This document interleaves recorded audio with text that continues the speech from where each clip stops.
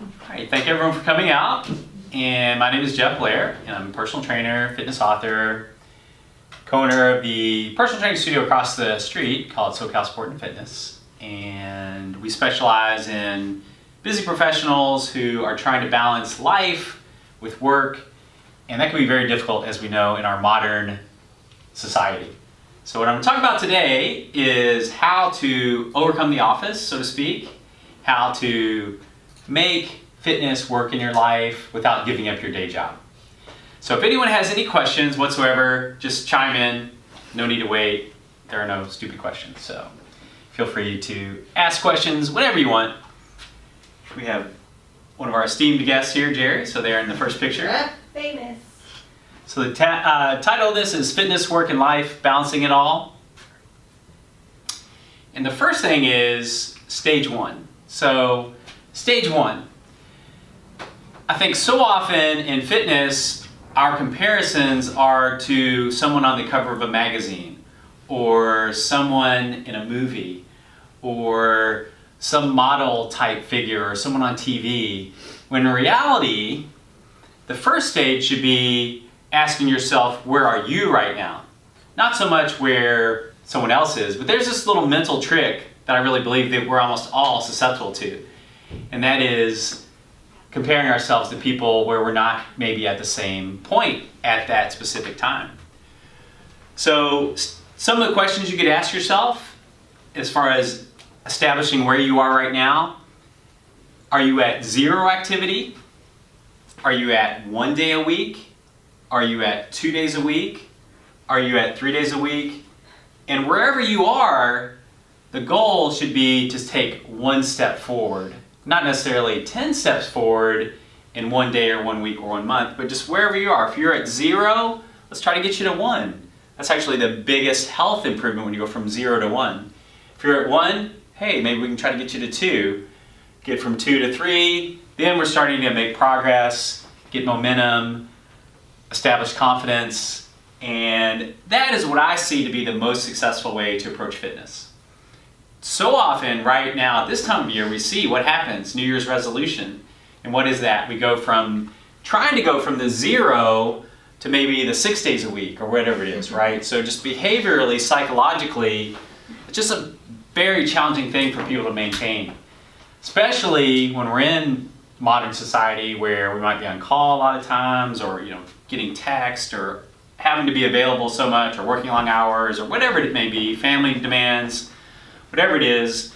So this is really one of the most important things that I encourage people to think about to help you establish success in the long run. Because the last line here says fitness is about you and your goals. And one thing I see a lot with the fitness industry, I think is very guilty of, is saying your goals should be X, Y, or Z, when they may not necessarily be what your goals are.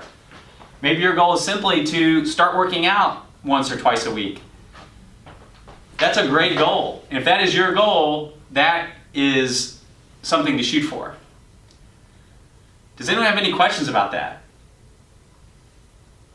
So a lot of that comes from psychology and behavioral change and stuff like that. So it's not... Actually, I do have a question. Yeah. If you're somebody going from 0 to some sort of activity, is there kind of like a bare minimum that you think people should do, of like at least 2 hours a week, or at least 10 minutes a day? Or is there something that you think everybody should at least shoot for, this tiny goal?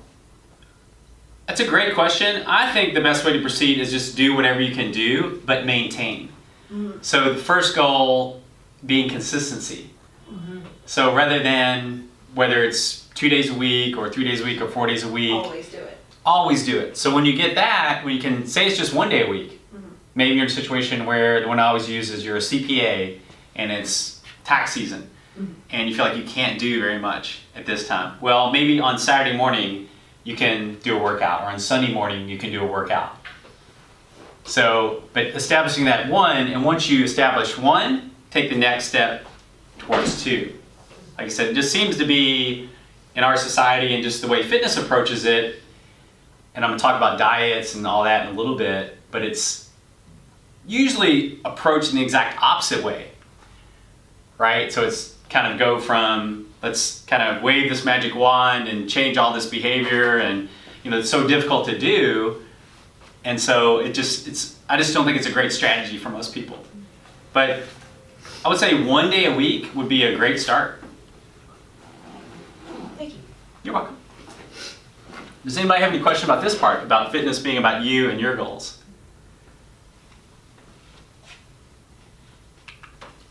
All the planks. Planks all over. Planking around the world.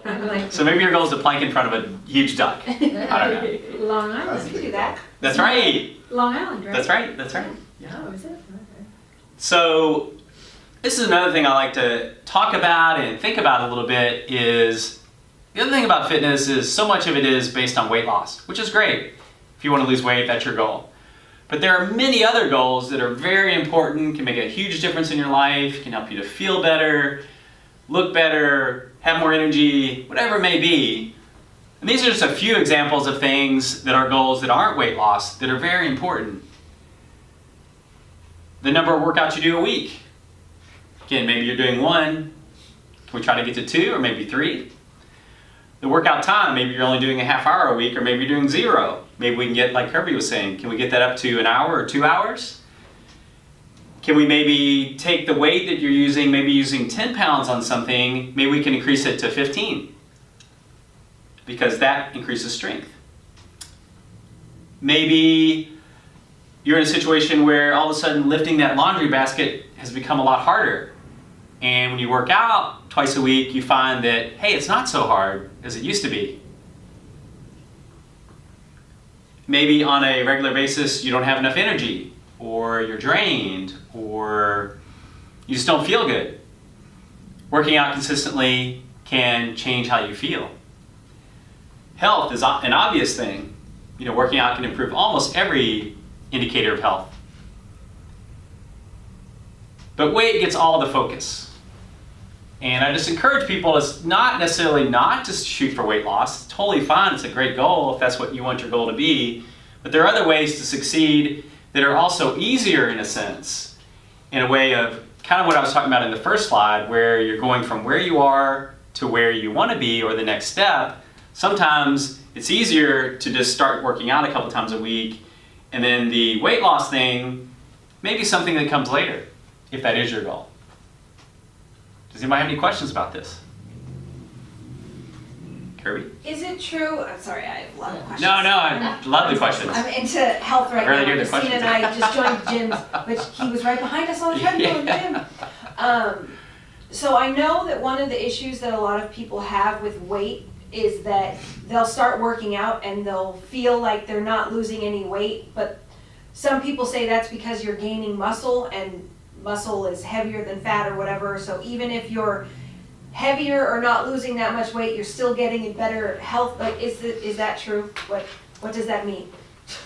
It can be true that you're lifting weights, you're gaining muscle, and then the scale's not moving. It's why in general it's usually better to use measurement rather than weight.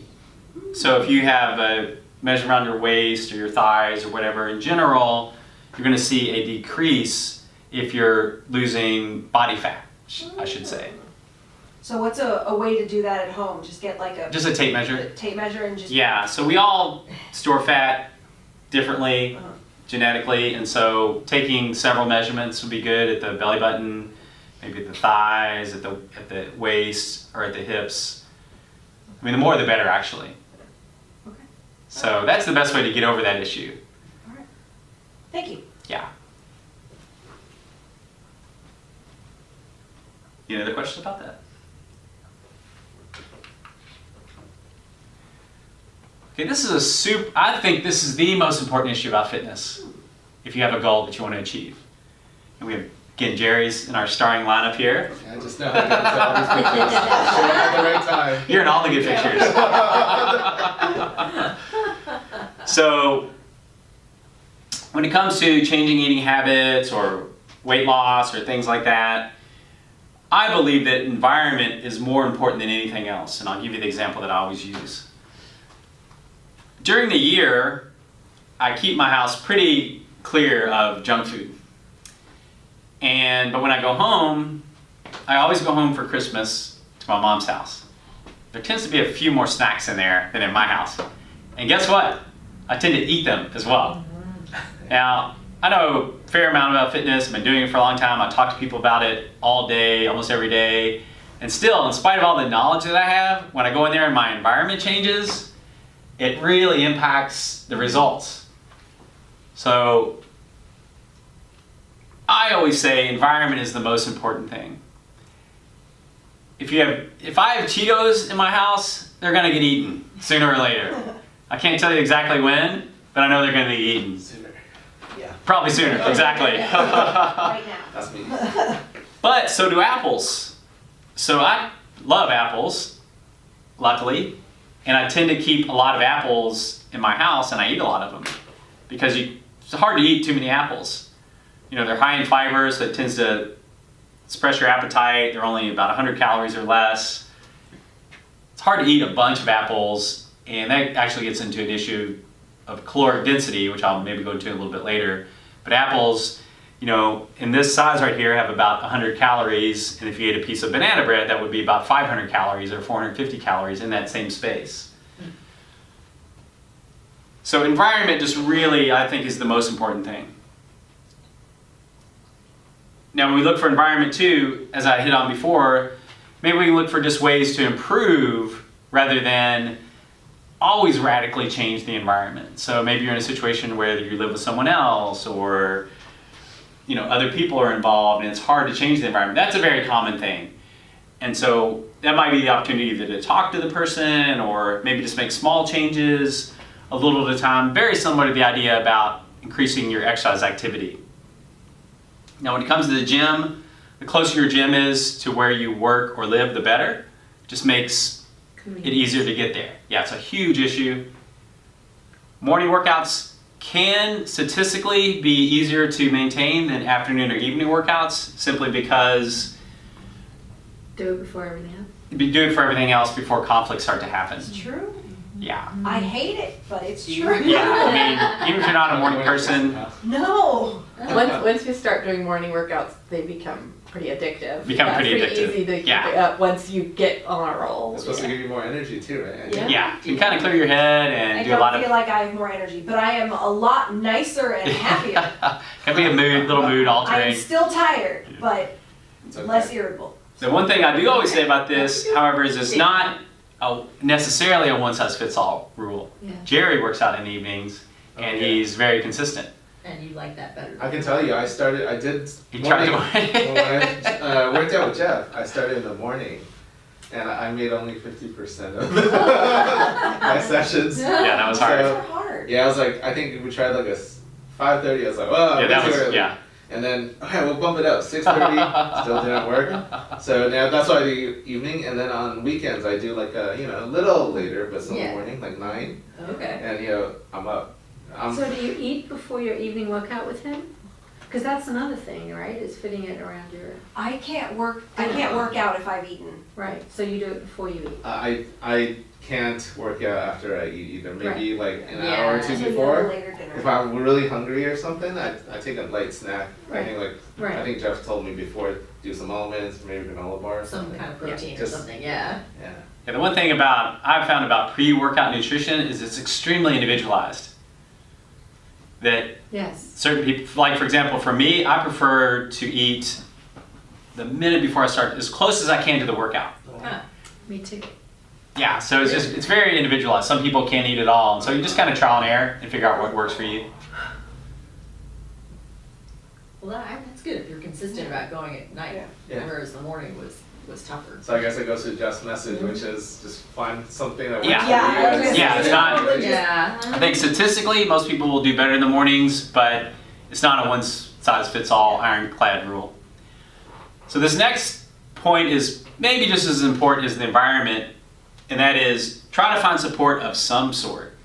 That works. That works for you and didn't go to Christina, the yeah. gym today, so I didn't go to the gym today. No. It's her fault. Yeah. And I tell you, I just, for some reason, I love psychology and group psychology and how group dynamics work in psychology. I just think all that stuff is so fascinating. And there's a lot of stuff that talks about kind of what you surround yourself with can to some degree be a predictor of how you end up, Yes. Yeah. right? So, and our parents told us that when we were kids, right? They said, don't hang out with the wrong crowd.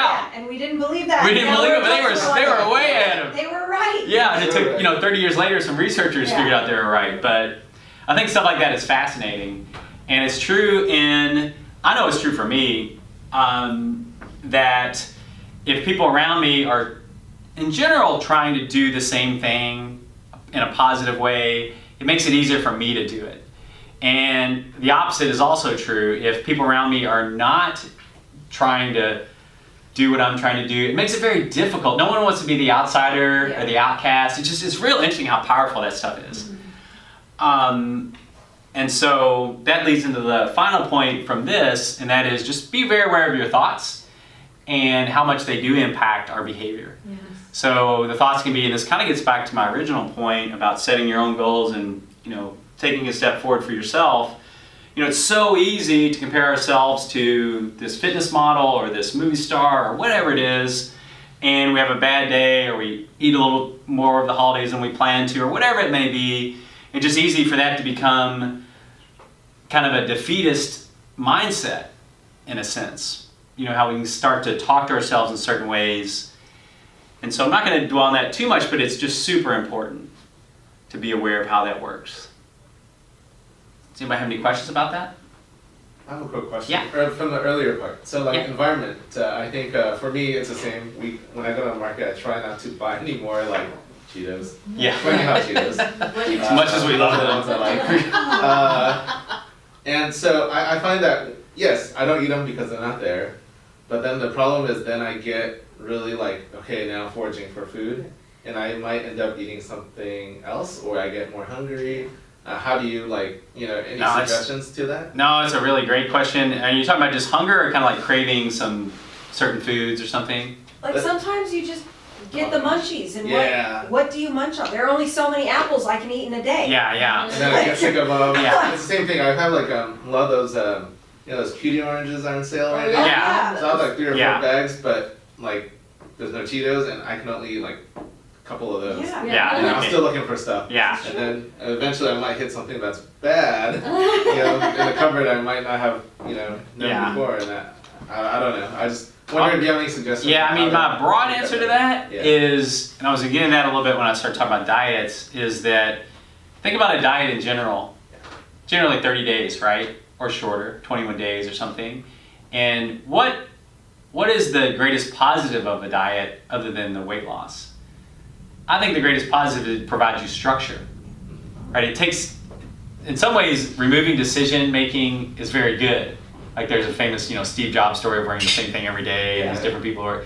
So it just kind of it eliminates that neural fatigue situation, cognitive fatigue, and so diets do that, right? You don't debate whether they have a hot dog or not. You just have what's on the diet. The problem for that is that people can only sustain that for so long. Well, and if you love food, then Right. it's almost the times that I've tried to diet, like I've tried to do the keto and the stuff with no Yeah. carbs, like carbs are very important to me. Yeah. I'm more depressed when I'm on that diet than I am healthy, and then Yeah. it eventually goes totally backwards where I'm Right. like, you know what, screw it, I'm gonna eat a whole box of donuts, and I never ate a whole box of donuts before I tried to not eat donuts. So where's the... Yeah, no, well that's a great, a perfect example of many problems with diets. And the first being that most people can only sustain that. Say you did go on the keto diet, which, not to slam on the keto diet, this is true of every diet to a certain extent, if it eliminates certain foods. That you can, let's say you said, I'm gonna get $1,000 if I stick on it for 30 days. But on day 31, almost guaranteed, You're you're gonna go the opposite way.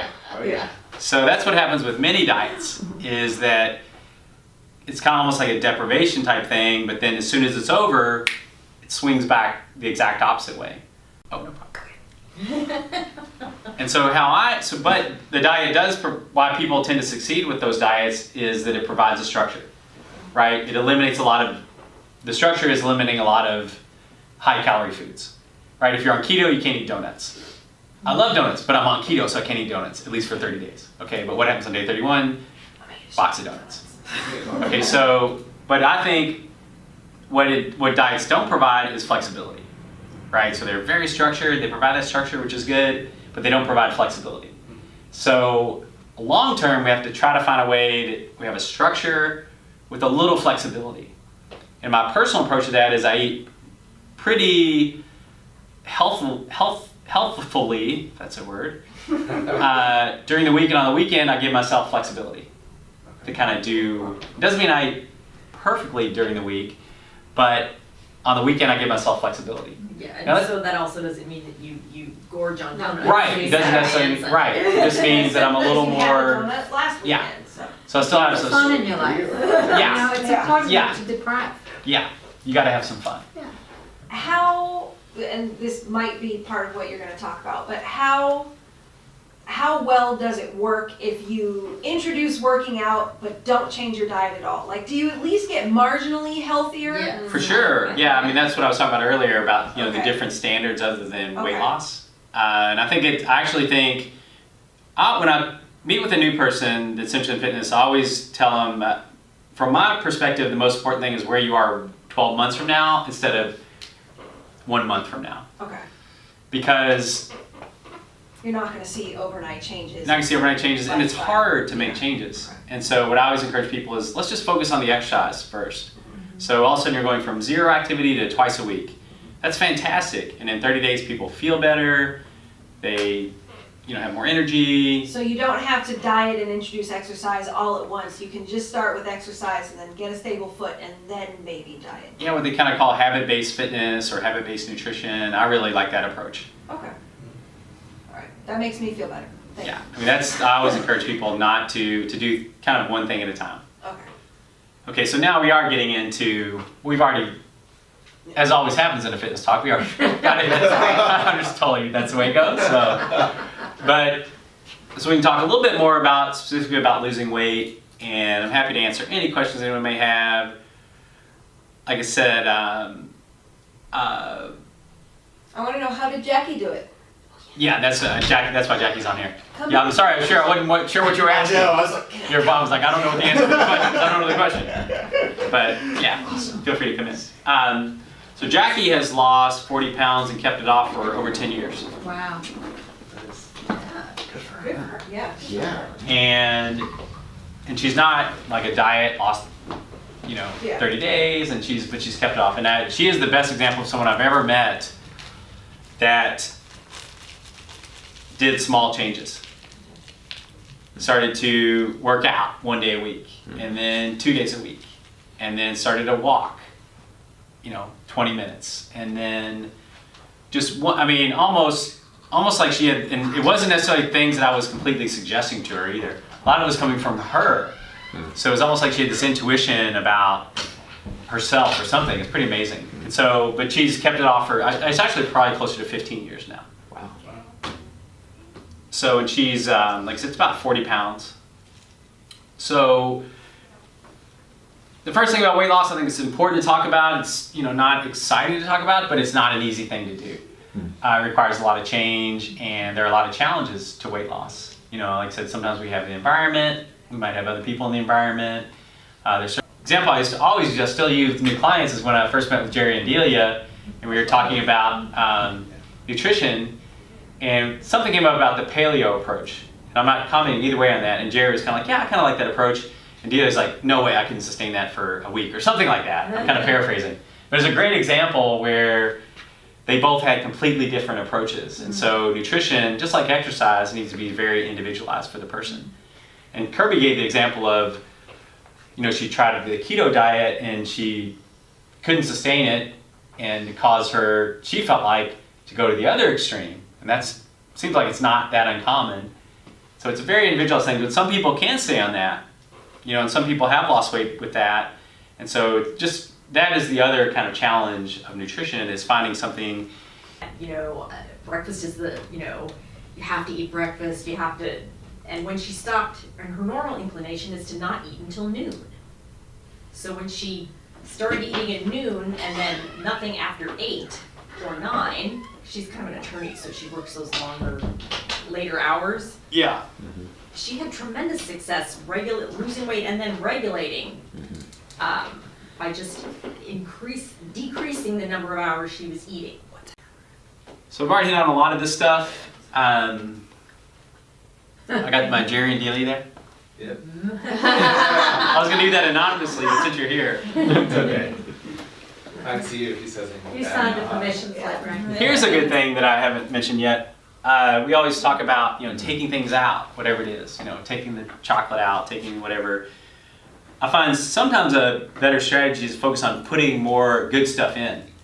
So rather than this kind of addiction model of removing stuff, focus more on eating more protein or eating more fruits and vegetables or drinking more water, or that's easier to maintain than this constant. And it's kind of a thing of, if you put that, like for example, if you eat an apple high in fiber, tends to fill you up a little bit, eat a lot of vegetables high in fiber, you don't tend to eat the other stuff as much. So protein, we already hit on this a little bit. We've already talked about how it can potentially suppress the appetite, especially at breakfast. Thermally effective food, we talked about that. In general, again, 30, 10, and 5 is not true for every single protein, but it's about an average. For 30, 10 for carbohydrate, 5 for protein, or 5 for fat. And the other thing about protein is it can help them maintain muscle. And also growth if you're growing. Right. And if you have a higher muscle level, now this can tend to be a little overrated at times, but it still is a factor. The more muscle you have, the more calories you're going to burn on a daily basis. On the weekends, that's right. So this is another important thing about any type of change. Small changes tend to last more than big changes.